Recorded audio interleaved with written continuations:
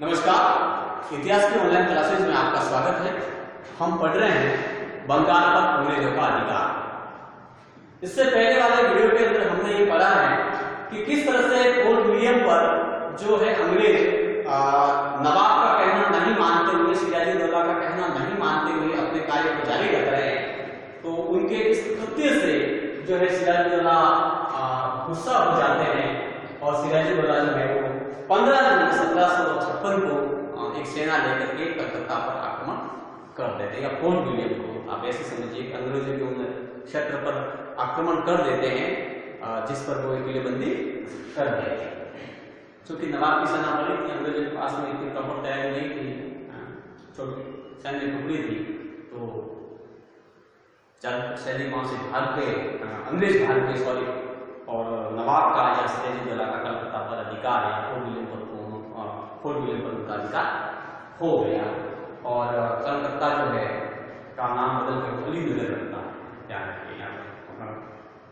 15 जून 1756 को जब सिराजुद्दौला अंग्रेजों के विरुद्ध कार्रवाई करने के लिए कलकत्ता पर आक्रमण कर देता है और अंग्रेज वहां से भाग जाते हैं, तो और सिराजुद्दौला का वापस कलकत्ता पर अधिकार हो जाता है और कलकत्ता का नाम बदल के क्या लगता है, अली नगर। ठीक है, और एक उसका सेनापति कहिए या उसका एक सिपह सालार कहिए जिसका नाम मानिकचंद को वो कलकत्ता की जिम्मेदारी सौंप करके वापस अपनी राजधानी मुर्शिदाबाद आ जाता है। लेकिन यहाँ तक हमें समझने वाली बात है कि पहले वो आदेश देता है कि आप किलेबंदी बंद कीजिए, अंग्रेजों को किलेबंदी बंद नहीं करते हैं तो गुस्सा होता है सिराजुद्दौला और गुस्से में आकर के वो कलकत्ता पर आक्रमण करता है। आक्रमण में वहाँ अंग्रेज पराजित हो जाते हैं और पराजित होने के बाद में वो उस कलकत्ता का नाम बदल के अली नगर रखता है और कलकत्ता की जिम्मेदारी है अपने एक व्यक्ति जिसका नाम मानिकचंद के हाथ में सौंप करके वो वापस खुद तो है अपनी राजधानी मुर्शिदाबाद आ जाता है। ठीक है, इसके आगे क्या होगा अब देखिए। मानिकचंद जो पूर्ण रूप से इतनी जिम्मेदारी जो संभालनी चाहिए थी वो नहीं संभाल पाता है और अंग्रेज देखिए कहां बैठा है, मद्रास के अंदर जो अंग्रेजों की एक और सेनाएं हमें समझना है और उस सेना का गठन उन्होंने फ्रांसीसियों से मुकाबले के लिए किया और उस सेना का नेतृत्व कौन कर रहा है, लॉर्ड क्लाइव। तो मद्रास से एक सेना रवाना होती है लॉर्ड क्लाइव के नेतृत्व में वापस जवाब देने के लिए, कलकत्ता पर पुनः अधिकार करने के लिए। सेना वहां से आती है, एक छोटी सी सैन्य झड़प होती है, मानिकचंद जो है वो कलकत्ता को छोड़ देता है अंग्रेजों के हाथ में और स्वयं वहां से निकल जाता है। अब हमें यह समझना है कि वास्तव में मानिकचंद युद्ध के लिए तैयार था या नहीं था, या अंग्रेजों ने उसको भी अपनी पकड़ में ले लिया। तत्कालीन परिस्थिति को देख के ये लगता है कि मानिकचंद लगभग बिना लड़े उन्होंने जो है कलकत्ता है वो अंग्रेजों के हाथ में सौंप दिया और कलकत्ता का पुनः जो क्या हो जाता है, अंग्रेजों का अधिकार हो जाता है। देखिए जब अंग्रेजों का जो कलकत्ता पर अधिकार हो जाता है पुनः और बाद में आगे चल करके दोनों के बीच में एक संधि होगी, जिस संधि का जिक्र हम आगे आने वाले वीडियोस के अंदर या आगे करेंगे। लेकिन हमें यहाँ पर एक बात समझनी है, जो बात बहुत ही इंपॉर्टेंट है और वो बात क्या है, हमें वापस एक बार पीछे जाना होगा। वो जाना होगा कि 15 जून 1756 को जब सिराजुद्दौला के द्वारा कलकत्ता पर आक्रमण किया जाता है और थोड़े दिन वो वहां रहता है और वापस हो तो कलकत्ता आ जाता है, कलकत्ता में करने के बाद मानिकचंद के हाथ में सौंप करके। तो यहाँ पर एक घटना घटित होती है जिसको इतिहास में कहते हैं कालकोठरी की घटना, ब्लैक हॉल की घटना। क्या है वो कालकोठरी की घटना यह है कि अंग्रेज सिराजुद्दौला पर ऐसा आरोप लगाते हैं, लेकिन ये पूरी घटना है जो है आगे आने वाले युद्ध का मुख्य कारण बनेगी, जिसको हम इतिहास में क्लासिकल युद्ध कहते हैं। और किस तरह से जो है अंग्रेज इस घटना को दुष्प्रचारित करते हैं और सिराजुद्दौला की छवि को खराब करने के लिए इस घटना का उपयोग करते हैं।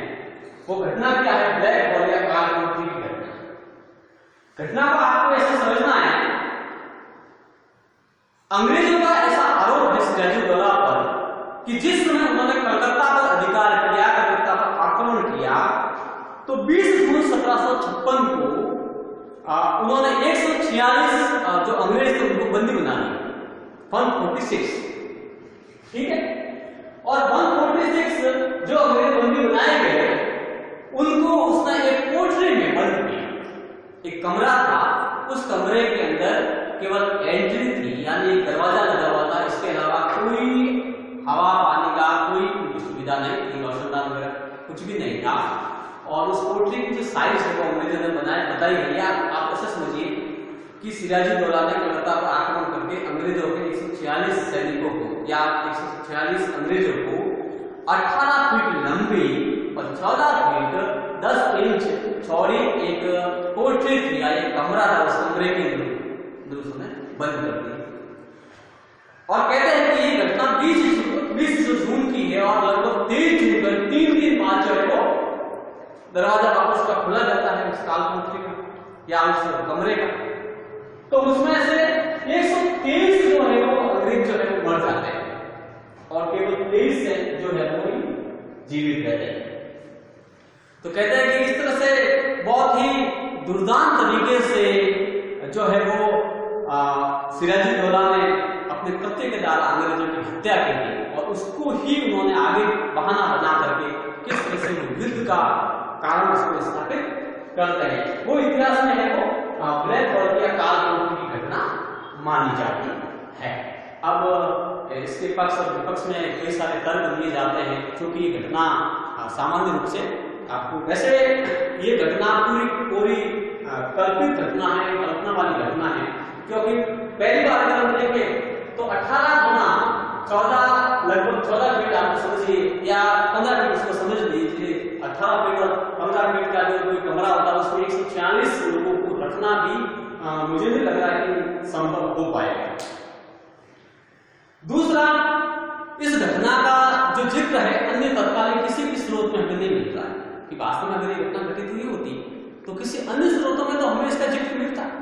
तो कुल मिलाकर केवल आगे वाले युद्ध का जिसको क्लासिकल युद्ध कहते हैं, इसको कारण स्थापित करने के लिए अंग्रेजों ने इस घटना को जो है बड़ा खड़ा किया, इस घटना को एक नया रूप दे दिया, इस घटना को ऐसा उन्होंने प्रचार किया था। ठीक है, तो ये है इतिहास में आपके कालकोठरी की घटना। कई बार ये पूछी जाती है एग्जाम के अंदर, तो आपको इसको ध्यान रखना है। कई बार ये पूछा गया कि कालकोठरी की घटना क्या है, उस कालकोठरी की घटना के बारे में आपको समझाना है कि 20 जून को अंग्रेजों को अंदर डालते हैं, 23 जून को बाहर निकालते हैं,